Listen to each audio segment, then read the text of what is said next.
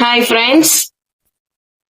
Friends welcome to my channel. இன்னைக்கு நம்ம என்ன பார்க்க போறோம்னா தக்காளி குழம்பு எப்படி செய்யறதுதான் பார்க்க போறோம். வாங்க என்னோட ஸ்டைல்ல தக்காளி குழம்பு எப்படி செய்யலாம்னு பார்க்கலாம். வீடியோக்குள்ள போறதுக்கு முன்னாடி என்னோட சேனலை சப்ஸ்கிரைப் பண்ணிக்கோங்க ஃப்ரெண்ட்ஸ். வாங்க வீடியோக்குள்ள போலாம். நான் தக்காளி குழம்புக்கு ஒரு 3 தக்காளி, மீடியம் சைஸ் 3 தக்காளி, 3 வெங்காயம் கட் பண்ணி வச்சிருக்கேன். நீங்க பெரிய சைஸ்னா 2 வெங்காயம் 2 தக்காளி போதும். ஆல்ரெடி நான் அடுப்பத்தை வச்சு கிளறி வச்சு எண்ணெய் ஊத்திட்டேன். எண்ணெயில நம்ம இப்ப கடுகு போட்டுக்கலாம்.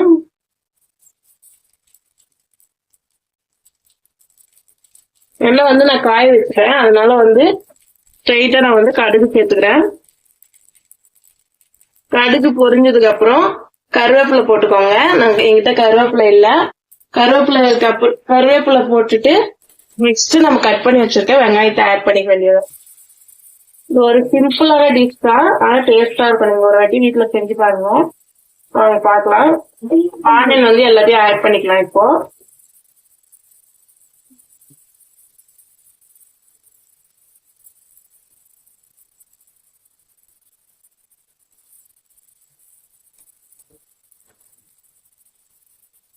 நான் குட்டி குட்டியா கட் பண்ணி வச்சிருக்கேன். நீங்க குட்டி குட்டியா கட் பண்ணிக்கிறதுனா கட் பண்ணிக்கலாம், இல்ல பெருசா குட்டியா கட் பண்ணும்போது குழம்புல நம்ம சாப்பிடும் போது அவ்வளவு தெரியாது, நல்லா வதங்கிடாக்கிறதுக்கு. அதுக்குதான் நான் குட்டி குட்டியா கட் பண்ணிடுறேன். ஆட் பண்ணிட்டு நான் சிம்ல வச்சிருந்தேன், கேஸ் ஆன் பண்ணி ஸ்பீட்ல வச்சு நல்லா கிளற வேண்டியதான். நல்லா வதக்கணும். ஏன்னா எல்லா வீடியோ குக்கிங் வீடியோ பாக்குறவங்களுக்கு தெரியும், எப்பவுமே ஆனியன் சேர்த்த உடனே கொஞ்சம் உப்பு சேர்ப்பேன். ஆனா இதுக்கு நான் டோட்டல் குழம்புக்குமே சேர்த்து இவ்வளவு உப்பு குறைஞ்சது ஆட் பண்ணிக்கிறேன். உங்களுக்கு எவ்வளவு உப்பு தேவையோ உங்க குழம்புக்கு ஏற்ற மாதிரி நீங்க உப்பு சேர்த்துக்கலாம். கொஞ்சம் கொஞ்சமா போட்டு வெங்காயம் வதக்கிக்கோங்க. நல்லா கலரிட்டு மூடி போட்டு மூடி ஒரு 2 நிமிஷம் வச்சுக்கலாம். பாத்தீங்கன்னா நல்லா இப்ப கிளறி விட்டுணும். கிளறி விட்டுட்டு வெங்காயம் வதங்கிறதுக்கு ஒரு 2 நிமிஷம் நான் மூடி வச்சுக்கிறேன். நீங்க நின்று கிளறதே இருக்கவும் சரி, உங்களுக்கு கொஞ்சம் ஈஸியா இருக்கும். கொஞ்சம் ஒரு 2 நிமிஷம் மூடி வச்சு மறுபடியும் எடுத்து கிளறுங்க. சரி, 2 நிமிஷம் கழிச்சு பார்க்கலாம். மூடி திறந்துட்டு வெங்காயம் வதங்கிட்டா பார்க்கணும். நம்ம இன்னொரு வாட்டி கிளறி விட்டுக்கலாம். நல்லா வதக்கணும். ஒரு 1/2 கடை வெந்திருக்கு. இன்னும் கூட நீங்க வதங்க வைக்கலாம். இந்த வெங்காயம் இந்த ஸ்டேஜ்ல பூண்டு நசுக்கி போட்டுக்கலாம். இன்னொன்னு கடுகு போடும்போது சோம்பு போட்டுக்கலாம். எங்க வீட்டுல சோம்பு இந்த பிளேவர் பிடிக்காதுன்றதுனால நாங்க சேர்க்கலாம். நீங்க செய்யும் போது சோம்பு கொஞ்சம் ஆட் பண்ணிக்கோங்க. பூண்டு நசுக்கி போட்டுக்கோங்க. ஓகேவா? நல்லா வதங்கிடுச்சு. இந்த ஸ்டேஜ்ல நான் கட் பண்ணி வச்சிருக்கேன் தக்காளி நம்ம அப்படியே ஆட் பண்ணிக்கலாம். தக்காளி நல்லா பழுத்து வைக்கணும். ஏன்னா நம்ம தக்காளி எல்லாம் நல்லா பழுத்துக்கோங்க. கொஞ்சம் பெரிய தக்காளியா எடுத்துக்கோங்க. ஒரு நிறைய தக்காளி போட்டீங்கன்னா டேஸ்ட் நல்லா இங்கே ஒரு 2 நிமிஷம் கிளறிடுங்க. அப்புறம் மறுபடியும் எல்லாம் போட்டு தக்காளி வெங்காயம் நல்லா வதங்க விட்டுடலாம். மூடி போட்டு வச்சுக்கலாம். ஒரு 2 நிமிஷம் கழிச்சு மறுபடியும் பார்த்தோம். இப்ப ஒரு 2 நிமிஷம் ஆயிடுச்சு. இந்த தக்காளி வெங்காயத்தை நல்லா மறுபடியும் வதக்கணும். நல்லா இப்ப வதக்குங்க. தக்காளி எல்லாம் நல்லா விடுங்க. நல்லா மசிச்சு ஒரு கூட்டு மாதிரி வரணும். நல்லா தக்காளி வெங்காயம் 2மே மசிச்சு ஆகும்.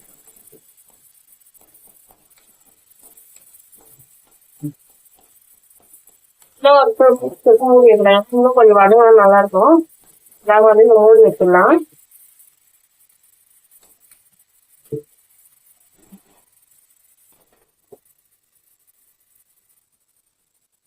இன்னும் 2 நிமிஷம் ஆயிடுச்சு. நல்லா மசிஞ்சு வந்துச்சு.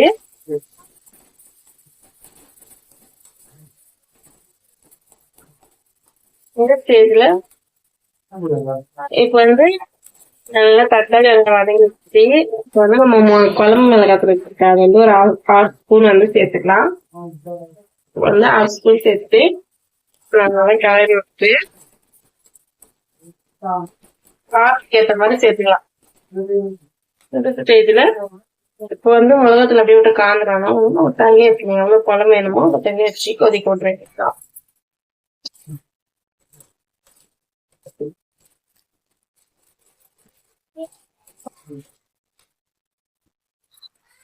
இப்ப வந்து டேஸ்ட் பார்த்துட்டு உப்பு சேர்த்துட்டு உப்பு காரம் பார்க்கணும். டேஸ்ட் கரெக்டா இருக்கா பாருங்க. தண்ணி வந்து உங்களுக்கு குழம்புக்கு ஏற்ற மாதிரி.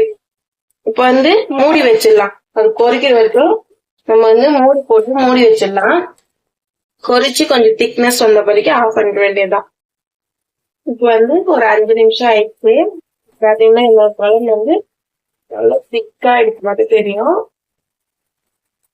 நல்லா இந்த டைம்ல தக்காளி எல்லாம் மசிச்சு விடணும். ஏன்னா வெந்துட்டு இருப்பாங்க தண்ணியிலே. அதனால நல்லா மசிச்சு இருப்பாங்க. உப்பு காரம் பார்த்துட்டு வேணும்னா சேர்த்துட்டு இன்னும் கொஞ்ச நேரம் கொதிச்சிடலாம். நல்லா திக்கா ஆயிடுச்சு இந்த குழம்பு. இன்னும் கொஞ்சம் சுருங்கும். இன்னும் ஒரு 5 நிமிஷம் வந்து நான் மூடி வச்சுக்குவேன்.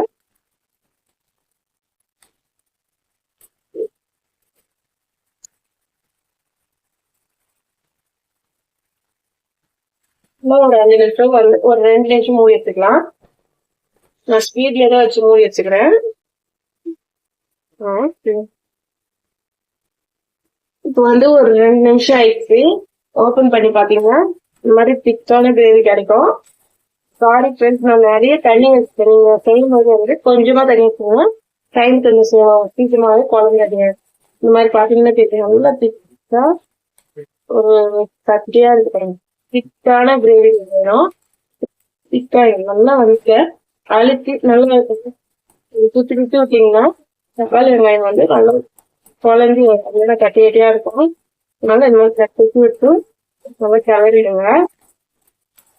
அவ்வளவுதாங்க, சுவையான என்னோட ஸ்டைல்ல தக்காளி குழம்பு ரெடி. அதுக்கு வந்து நம்ம ஆஃப் பண்ணிடலாம். பாருங்க, சுவையான தக்காளி குழம்பு ரெடி. Thank you friends. இந்த வீடியோ பிடிச்சிருந்தா லைக் பண்ணுங்க, ஷேர் பண்ணுங்க. ஏதாச்சும் டவுட்டோ இல்ல வேற ஏதாச்சும் குக்கிங் வீடியோ வேணும்னாலும் கமெண்ட் பாக்ஸ்ல கமெண்ட் பண்ணுங்க. என்னோட சேனலை சப்ஸ்கிரைப் பண்ணிக்கோங்க ஃப்ரெண்ட்ஸ். தேங்க்யூ.